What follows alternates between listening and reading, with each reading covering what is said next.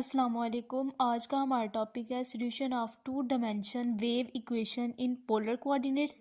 सबसे पहले हम लोग इसका सॉल्यूशन निकालें जो हमारे पास है टू डायमेंशन वेव इक्वेशन का इन पोलर कोऑर्डिनेट्स। इसको पहले हम टू डायमेंशन वेव इक्वेशन लेते हैं जो कार्टेशियन फॉर्म में होती है।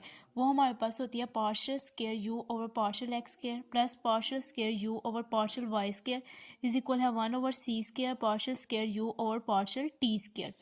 अगर हम पोलर कोऑर्डिनेट्स में टू डायमेंशन वेव इक्वेशन को देखते हैं तो ये हमारे पास है partial square U over partial R square plus 1/r partial U over partial R plus 1/r square partial square U over partial theta square is equal है 1/c² partial square U over partial theta square. हम जो है ना separable of variable के तरीके से इसको solve करते हैं।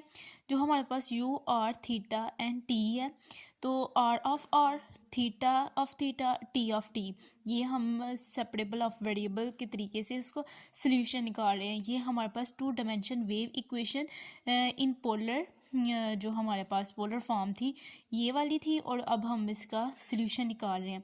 ये सॉल्यूशन हम वेरिएबल सेपरेबल ऑफ वेरिएबल से निकाल रहे हैं। तो ये हमें पता है कि अगर हम partial square U over partial R square लेते हैं तो उसके लिए R double derivative theta and T है। ये हमारे पास किस तरह आता है कि अगर हम लेते हैं ना यू आर इज इक्वल है R derivative theta and T आ जाना था। अगर हम यू आर आर ले रहे हैं तो ये हमारे पास आर का double derivative theta and T आ जाना था। इस वजह से इसका हम इधर पुट कर रहे हैं R double derivative theta and T आ जाएगा। इसके लिए हमारे पास आ जाएगा 1/r R derivative theta and T plus 1/r square R theta double derivative T is equal है 1/c² R theta and T double derivative. ये हम लोगों ने इसका फाइंड किया। अब हम नेक्स्ट क्या करते हैं, ये देखें, ये जो हमारे पास इस साइड वाली है ये हमारे पास आर और थीटा पर डिपेंड कर रही है, और ये हमारे पास टी पर डिपेंड। हमने भला क्या करना है, सबसे पहले इसको करने से पहले हम लोग करेंगे कि इसको आर थीटा एंड टी से डिवाइड करेंगे। इन सारे टर्म्स को आर थीटा एंड टी से डिवाइड करने के बाद जो हमारे पास काटी जाती हैं, देखें ना इधर हमारे पास ये दो चीज़ें इसकी काटी गई, इसमें हमारे पास ये चीज़ इससे काटी गई, और इसमें ये आर आर से और टी से, और उसके बाद हमारे पास जो रिमेनिंग टर्म रह जाती है वो ये वाली टर्म है जो हमारे पास है R double derivative over R plus 1/r R derivative over R plus 1/r square theta double derivative over theta is equal है 1/c² T double derivative over T. ये हमारे पास आर और थीटा पर डिपेंड कर रही है और ये टी पर डिपेंड कर रहा है। तो इसको हम एक कांस्टेंट के बराबर रखते हैं। जो हमारे पास सेपरेबल के तरीके में इसको एक कांस्टेंट के बराबर रखा जाता है, वो हमने माइनस लैम्डा स्क्वायर रख लिया। तो हम लोग कह देते हैं कि ये हमारे पास ये वाली टर्म, ये जो हमारे पास ये वाली टर्म है ये हमारे पास माइनस लैम्डा स्क्वायर के बराबर है, और कि एक ये टर्म है ये भी माइनस लैम्डा स्क्वायर के बराबर है। जिस तरह आप देख सकते हैं ये हमारे पास ये वाली टर्म थी R double derivative over R plus 1/r R derivative over R plus 1/r square theta double derivative over theta, ये हमारे पास माइनस लैम्डा स्क्वायर के बराबर आ गई, और इसी तरह ये टर्म जो है ना माइनस लैम्डा स्क्वायर के बराबर आ गई। हम लोगों ने सोल्यूशन टी थीटा और आर की टर्म्स में निकाला है। तो ये देखें टी के लिए हम देखते हैं तो टी डबल डेरिवेटिव प्लस ये हमारे पास इसके साथ ये दोनों चीज़ें उधर चली जाएंगी, और जब ये इक्वल के इस साइड में आएंगी तो T double derivative plus lambda square C square T is equal है 0 के बराबर आ जाती है। इसका सोल्यूशन निकालते हैं तो इस डिफरेंशियल इक्वेशन को हम सॉल्व कर सकते हैं।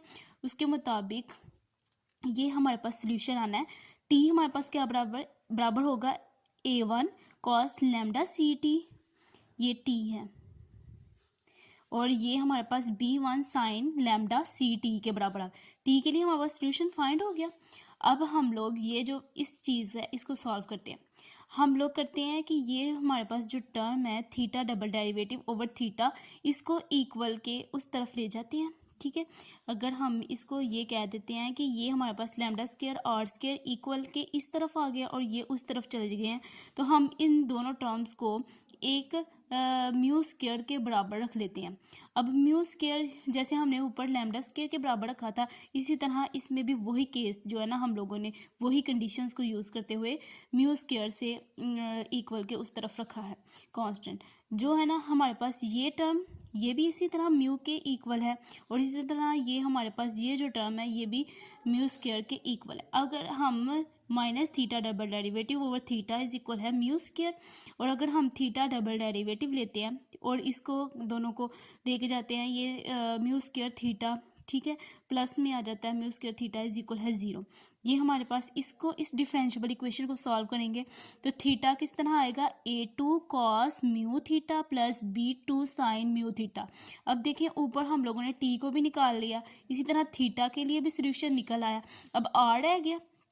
इसी तरह जैसे हमने म्यू स्क्वायर से किया था, इस चीज़ को इसके बराबर रख के हमने थीटा को निकाला, इसी तरह ये वाली टर्म को हम म्यू स्क्वायर के बराबर रखेंगे, और उसके बाद ये सब को आर से हम लोगों ने मल्टीप्लाई किया, सबको आर से मल्टीप्लाई किया, ठीक है। इस तरह इसका आर काटा जाएगा, R square R double derivative रह जाएगा, और plus R R derivative plus हम इसको लैम्डा स्क्वायर आर स्क्वायर, और ये इधर आ जाएगा इक्वल के, तो माइनस म्यू स्क्वायर और आर बाहर चला जाएगा इक्वल्स टू 0 के आ गया। इसी तरह ये जो हमारा बेसल डिफरेंशिएबल इक्वेशन है उस तरीके से सॉल्व होती है, क्योंकि बेसल डिफरेंशिएबल इक्वेशन ये उस तरह की फॉर्म में इसका हम सॉल्यूशन निकालेंगे जो होता है r इज इक्वल है a3 j म्यू, ठीक है, lambda r plus b3 Y mu lambda R. ये हमारे पास आर के लिए सोल्यूशन आ गया।